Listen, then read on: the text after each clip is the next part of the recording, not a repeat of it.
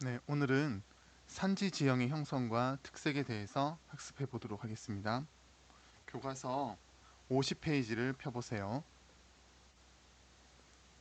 네, 여기 보면 이거 설악산인데요. 땅 속에 있던 화강암이 나오면서 이렇게 멋진 돌산을 만들었죠. 자, 이런 돌산은 어떻게 형성되었는지 이번 시간에 배워보도록 하겠습니다. 자, 그리고 이번에는 지리산인데요. 이건 변성암계의 하나인 편마암이 오랫동안 풍화되면서 만들어진 산의 모습입니다. 좀 전에 봤던 화강암 산지와는 아주 다른 모습을 보이죠. 자, 그리고 우리 수학여행 가게 되는 제주도의 가장 중심이 되는 산인 한라산입니다. 한라산은 화산인 건 다 알고 있죠. 자, 이 화산에 대해서도 나중에 배우도록 하겠습니다. 그리고 우리나라의 산지들은 우리 주변에서 볼 수 있는 대부분의 산지들은요, 어, 고도가 높지 않고 완만한 산으로 이루어져 있습니다. 그래서 우리가 이걸 구릉성 산지라고도 많이 부릅니다. 자, 그리고 대관령에 있는 평창이나 횡계에 가게 되면 이렇게 해발 고도가 1000m나 되면서도 완만한 평탄한 면을 보이는 고원들이 있는데요. 이런 것들이 어떻게 만들어졌는지 또 한번 보도록 하겠습니다. 자, 우리나라 산지의 특색을 먼저 볼게요. 우리나라 산지의 특색은 대부분의 산들이 아주 낮다는 겁니다. 저산성 산지라고 그러죠. 자, 이것은 우리나라가 바로 어느 시대 때부터 육지로 돼 있었죠? 바로 시원생대 시기부터 계속해서 육지로 있었죠. 그러면서 오랫동안 침식을 받고 그러면서 낮고 완만한 바로 노년기의 산지가 되었습니다. 특히 서남부 지방은 아주 고도가 낮은 저산성 산지로 이루어져 있죠. 그리고 북부와 동부 지역, 북동부 지역에 가야 그래도 1000m 이상이 되는 고산성 산지들을 만날 수 있습니다. 함경산맥이나 낭림산맥, 태백산맥 같은 곳에 가야 이런 높은 산지를 볼 수 있죠. 이런 높은 산지들은 교통의 장애 요인이 되고 지역을 나누는 역할을 하기도 합니다.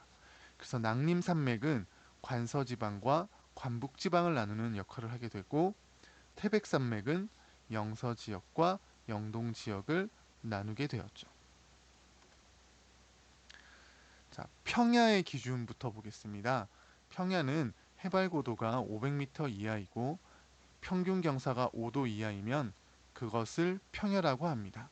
우리나라 땅의 29% 정도가 되는데요. 자, 나머지 몇 퍼센트예요? 71%가 그러면 뭐라는 뜻입니까? 산지죠. 그래서 어렸을 때부터 배웠을 거예요. 우리나라는 한 70%가 산지이다. 그런데 고산성 산지, 1000m 이상이 되는 산지는 매우 적죠. 대부분 중저산성 산지로 이루어져 있습니다. 우리 동네에 있는 금오산 같은 경우는 중산성 산지에 해당한다고 보면 되겠죠. 자, 그래서 우리나라는 북동부 지역이 고산성 산지가 많이 분포하고요. 서남부 지방은 평야나 저산성 산지들이 많이 분포하는 지역이 됩니다. 자, 그리고 이것을 산맥과 연결시킨다면 바로 낭림산맥이나 함경산맥 지역들이 굉장히 높은 개마고원 일대가 높은 지역이죠.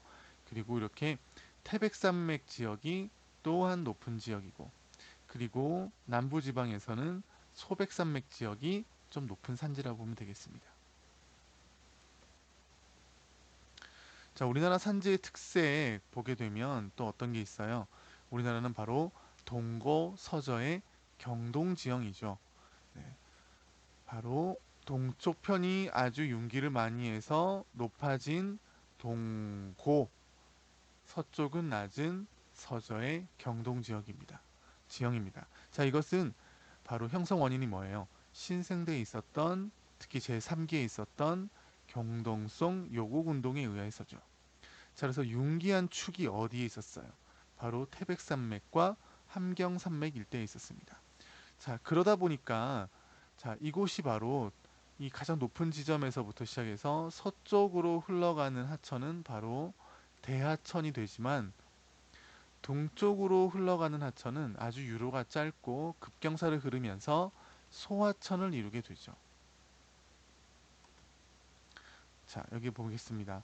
자, 태백산맥에서 시작한 물들이 서해안으로 갈 때는 아주 긴 유로가 되면서 대하천이 됩니다.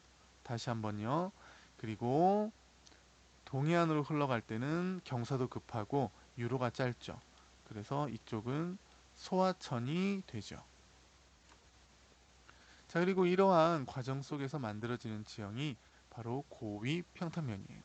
자, 우리나라는 앞에서 말했지만 오랜 기간 동안 침식을 받아서 평탄해져 있었습니다.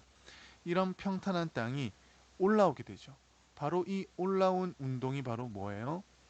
신생대 제3기에 있었던 경동성 요곡 운동이었죠.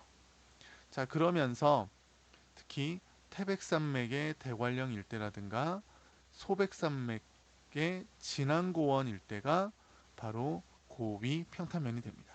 그리고 여기 나와 있는 개마고원도 고원인데 이 고원은 무슨 활동에 의해서 만들어진 거예요? 바로 화산 활동에 의해서 만들어진 거예요. 자, 고위 평탄면을 보게 되면 해발 고도가 1000m가 넘죠. 자, 그런데 자, 이쪽이 바로 이제 동해안이 되는 겁니다. 이쪽으로 하면 동쪽으로 가는 지역은 급경사를 이루고 있죠. 자, 그런데 바로 그 서쪽 편 지역은 어때요? 왕경사를 이루면서 바로 이 지역이 고위 평탄면이 되는 겁니다. 자, 지역이 바로 어디예요? 우리 동계올림픽을 하게 되는 바로 평창 지역이죠. 자, 그리고 대부분의 나머지 지역들은 고도가 낮고 구릉성 산지를 이루고 있고요. 이런 것들은 거주지나 농경지로 이용하기에 굉장히 좋습니다. 자, 이게 바로 고위평탄면이 만들어진 형성 원인입니다. 전반적으로 오랫동안 침식을 받아서 낮고 완만한 땅이 신생대 제3기에 경동성 요곡 운동을 하게 되죠. 그런데 바로 융기축이 어느 쪽이었어요? 동쪽에 있었죠. 자, 그러면서 일부 침식을 받게 되고요. 그 침식을 받고 남은 일부 지역이 이렇게 해발 고도가 높은 곳에 평탄면을 가지게 됩니다. 자, 고위 평탄면의 분포 지역 바로 자, 여기가 태백산맥이 지나가는 자리겠죠. 자, 이런 태백산맥의 서쪽 편 바로 대관령 고원 지역 지금 이런 대관령 고원 지역의 모습들이 사진으로 함께 있습니다. 자, 다시 한번요. 자, 여기가 바로 어디예요? 태백산맥. 그 태백산맥의 어느 쪽요? 서쪽 편. 평창고원이라고도 하고요. 대관령 고원이라고도 하죠. 단면도를 보니까 어때요? 1000m 가까이 되는데 굉장히 완만하죠. 자, 바로 사진에서 보는 이런 모습입니다. 자, 그리고 지각 변동과 관련된 산맥 형성을 볼게요. 자, 우리나라 지각 변동. 자, 중생대에 있었던 지각 변동 세 가지 기억해야 되겠죠? 그리고 신생대에 있었던 지각 변동 한 가지와 그리고 플러스 화산 활동을 생각하면 되겠습니다. 자, 특히 산맥은 1차 산맥과 2차 산맥으로 나눠 볼 수 있죠.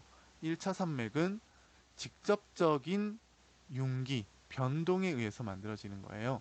그게 바로 제3기에 있었던 경동성 요곡 운동이죠. 자, 이런 1차 산맥의 특징은 고도가 높고요. 험준하고 자, 끊어지지 않는다는 겁니다. 쭉 연결이 된다는 거예요. 그리고 이런 1차 산맥은 교통에 장애가 되고 지역을 구분하고요. 기후차를 만들죠.